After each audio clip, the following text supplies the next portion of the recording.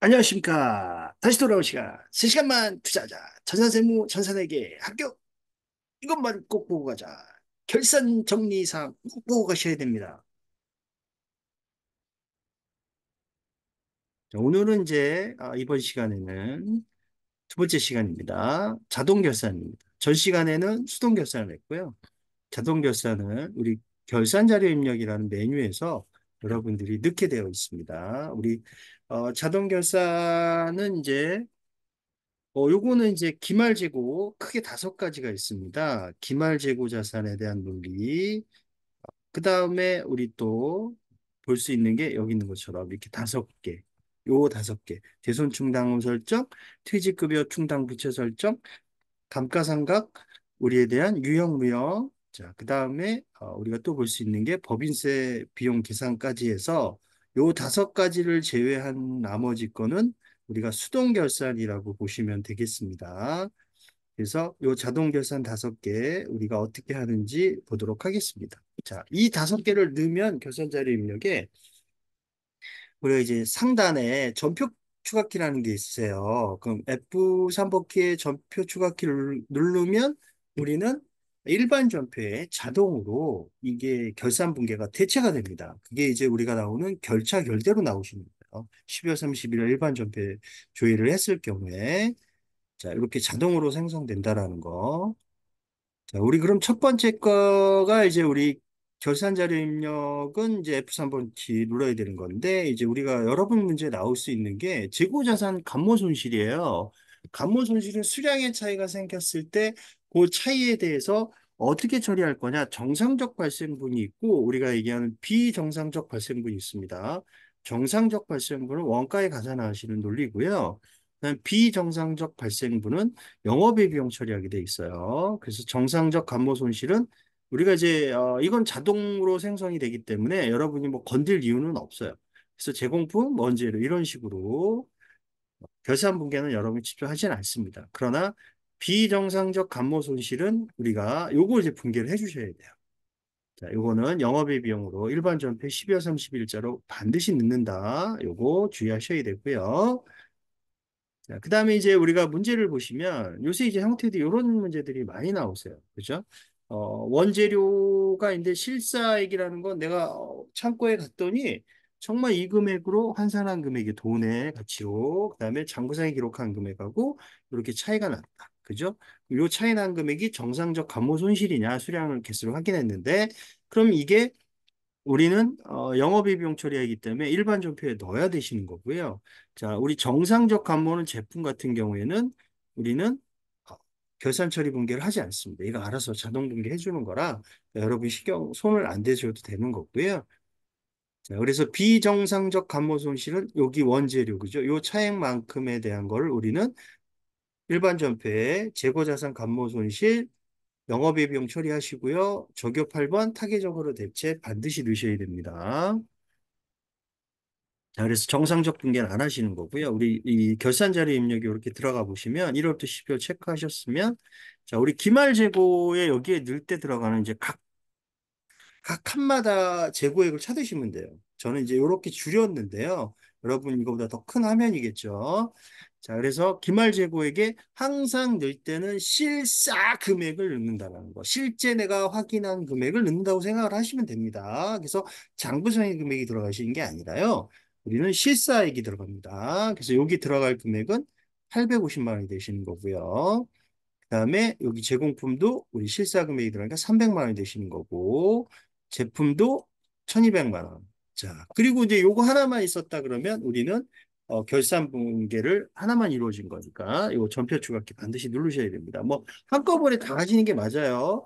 여러분 시험 문제들이 뭐 전산세무 2급 같은 경우에는 다섯 문제 나오시는 거고 회계 1급은 세 문제가 나오기 때문에 자, 다 하고 나서 추가키 누르셔도 됩니다. 그렇게 누르신 게 정석이에요. 그 다음에 퇴직급여 충당 부채가 있습니다. 우리 퇴직급여 추계액이라는 게 있어요. 추계액은 내가 일시로 퇴직금을 줘야 될 때 얼마가 들어가는지 모아야 되는지를 이제 추계액이라고 생각을 하시면 되고요. 자, 그 다음에 이제 얘가 결산 반영키를 누르면 이제 이렇게 이제 있다가 보면 퇴직급여 충당 부채 자동으로 분계를 해줍니다. 자, 여기에 있는 예제를 보시면 퇴직급여 추계액하고 충당부채 잔액은 다음과 같다 그랬으니까 여기 추계액이 100%다 설정한대요. 여기 뭐 50%만 설정하겠다 그러면 1,300만 원에 곱하기 50% 하시면 되는 거예요. 여기 100%다 설정하신다라고 돼 있으니까. 자, 그럼 여러분이 결산 자료에 가시면 자, 이 화면에서 이 퇴충이라는 게 있어요. 퇴직 충당이라고 돼 있는데 거기를 누르시면 자, 여기 추계액을 넣으시면 여기 계산이 이렇게 자동으로 됩니다. 자, 그래서 해당되는 금액에 넣으시면 되는 거예요. 자, 추계액을 100%다 설정했으니까 1,300만 원, 그러니까 여기 500번대 퇴직급여에다가 1,300만 원 넣으시고요. 자, 영업직은 우리 800번대 퇴직급여입니다. 그 2천만 원 넣으셨으면 이렇게 빼가지고 요게 이제 이렇게 계산이 되시는 거예요. 이렇게 계산되신다고 생각하시면 돼요.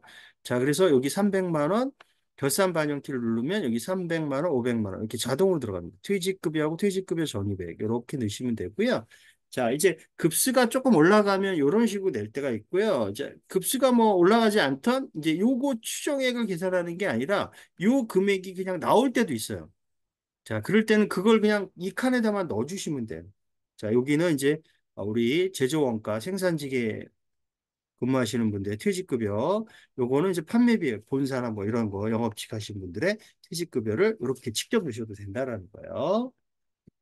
그래서 결산 시 분계를 하면 자, 이렇게 되는 거예요. 퇴직급여 300만 원, 차변에 또 판매비와 관리비에 퇴직급여 500만 원, 그리고 대변에 퇴직급여 충당부채. 이게 이제 각각 분계돼요. 여러분들이. 근데 저는 이제 한꺼번에 이게 분계를 한 거고요. 이렇게 보여주기 위해서. 음. 그 다음은 이제 대손상각입니다. 대손상각은 이제 우리 F8번 위에 이제 키가 있습니다. 그 키를 이제 누르시면 돼요. 그럼 대손율에 대한 설정을 어떻게 할 거냐? 내가 1%할 거냐, 2%할 거냐? 이거 이제 바꿔주시면 되는 거거든요. 그리고 요거에 대한 금액 계산이 되면 결산 반영키 누르면 해당되는 칸 안에 자동으로 갑니다. 자, 기말 결산 시에 이제 이 결산 반영키를 눌러서 우리가 전표 추가키를 누르게 되면 이제 이렇게 분개가 되시는 거예요. 대손삼각비, 대손충당 이렇게 자동으로 이렇게 분개가 됩니다. 자, 기말결산 시에 보충법을 하고 충당금에서 빼라는 얘기죠. 보충법은 1% 한다라고 얘기하면 자 이게 이제 저는 이제 이 시간표를 갖고 온 거고요. 여러분들이 이제 프로그램에 들어갔을 때 이걸 다 끌고 오시는 거예요. 자, 얘에 대한 금액을 2억 1,935만 원에 대해서 우리가 얘기하는 곱하기 1%한 거에 100만 원 뺀 금액을 가지고 여러분이 대손충당금 설정하시는 거예요. 자, 예를 들어서 여기에 금액에 요 금액을 설정하시게 되면 1%의 대손충당금 100만 원에 대해서 요 금액이 나오셨잖아요. 119만 3,500원이 그럼 이제 요걸 눌렀을 경우에 요 대손율의 변화가 없으면 그대로 두시면 되고 이게 이제 자동으로 얘가 계산을 해준 거예요. 이 금액을. 자, 그럼 밑에 것도 쭉 다 나오거든요. 근데 우리 회사는 외상 매출금만 한다라는 거예요. 그러면 바드럼하고 부도금과 수표, 단기대금, 미수금, 성금은 해당이 안 돼요. 그러면 여러분들이 스페이스바 지우시면 돼요. 지우고 요것만 남기시면 돼요. 나 바드럼도 있다? 그럼 바드럼 것까지만 하시면 되는 거예요. 그리고 결산 반영키를 누르면 여기에 있는 대손상각에 이게 판매비와 관리비 이게 자동으로 갑니다. 여기에 요 금액이 어, 반영이 되게 돼 있어요. 자동으로. 그러면 이제 나중에 전표 추가키를 누르면 결산 자료 입력에 가시면 자 여기에 있는 분기를 그대로 끌고 갑니다. 일반 전표에. 자, 그래서 대손충당금 여기 있는 대손상각비 이렇게 이제 분기를 해주신다라는 겁니다. 자, 그 다음에 이제 감가상각이라는 게 있으세요. F7번 키를 누르면, 자, 요 F7번 키를 눌렀다라는 건 고정자산이 이미 등록되어 있는 걸 가지고 오는 반영하시는 부분도 있고요. 여러분이 이제 직접 등록해서 반영하시는 부분도 있습니다. 첫 번째 거는 이제, 고정자산 등록에, 여러분들이 돼 있는 거를 반영하는 부분을 이제 보여드리는 거고요. 두 번째 거 이제 무형자산은 직접 등록해서 여러분 옮겨가는 과정까지 한번 보도록 하겠습니다. 자, 그래서 얘는 결산 시의 분계가 감가상각비, 각하상각분계 이렇게 일반 전표에 전표 추가키를 나중에 누르면 이렇게 자동으로 생성이 된다라는 겁니다. 만들어진다라는 얘기예요. 자, 그 문제를 보면 이제 여기 있는 거를 이제 이렇게 요 부분에 대한 자료가 이걸 이제 고정자산 등록이 다 했다라는 가정하에 이제 문제입니다. 그러면 여러분들이 얘를 이제 감가상각을 눌러보면 이게 이제 반영이 돼 있으면 이렇게 끌고 오세요. 요거를 이제 자동으로 계산해가지고 온 걸 가지고 옵니다. 그럼 요 금액을 이제 계산한 게 이제 이 금액이잖아요. 그럼 결산 반영키를 누르면 해당되는 우리 감가상각비, 일반 감가상각비의 기계장치에 해당되는 금액에 반영이 된다라는 이렇게. 자, 그래서 얘는 결산 전표 추가키를 나중에 넣으면 일반 전표에 이렇게 갑니다. 감가상각비, 감가상각 누계액. 자, 감가상각 누계액은 기계장치에 관한 거니까 그거 선택해 주시면 되는 거고요. 그 다음에는 이제 뭐가 있냐면 우리가 이제 무형자산입니다. 이제 무형자산에 대한 노고입니다. 얘도 이제 무형자산 상각비, 뭐 영어권이면 영어권, 특허권이면 특허권 이런 식으로 분개가 되시는 거고요. 그다음에 특허권이 이제 X4년도에 이 특허권을 취득했을 때 경액법을 하고 5년간 정액법 상각을 한다라고 얘기하면 자 우리가 이제 고정자산 등록에서 이렇게 하시는 거예요. 뭐 아까 배운 이제 건물이나 우리가 얘기한 비품이나 기계장치가 있으면 이렇게 등록하시면 돼요. 똑같이 해당되는 자산 계정 과목을 찾아내시고요. 그 다음에 얘가 어떤 방법을 할 거냐. 이제 뭐 코드 번호 지워주는 거니까 뭐 특허권이면 특허권이라고 이렇게 치시고요. 그 다음에 이제 취득년을 치시고 얘를 어떤 방법으로 이제 우리가 선택을 할 거냐. 감가상각을. 그래서 얘는 정액법으로 한다. 이렇게 있습니다. 그 옆에 이제 화면이 이렇게 나옵니다. 이게 밑에 있는 화면이 옆에 있는 화면이에요. 그럼 올해 신규에 취득한 자산은 여기다 적으시는 거고요. 기초가액이나 장부 누계액이 있으면 여기다 적으시면 되는 거예요. 유형자산 같은 경우에.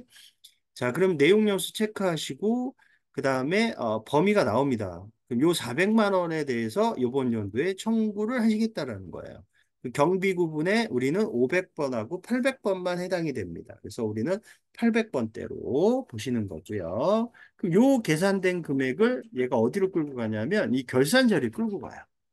1월부터 12월 누르면 아까 감가상각 누른 거에 요 밑에 이제 기계장치 했으니까 그 밑에 특허권이 나오게 돼 있어요. 그럼 이제 요거를 이제 반영키를 누르면 자, 해당되는 기계장치 같고요. 아까 그다음에 특허권 누르시면 이 판매비와 관리비에 무형자산상각비 특허권이라는 데가 있어요. 그럼 요 400만 원이 이렇게 이제 자동으로 반영이 됩니다.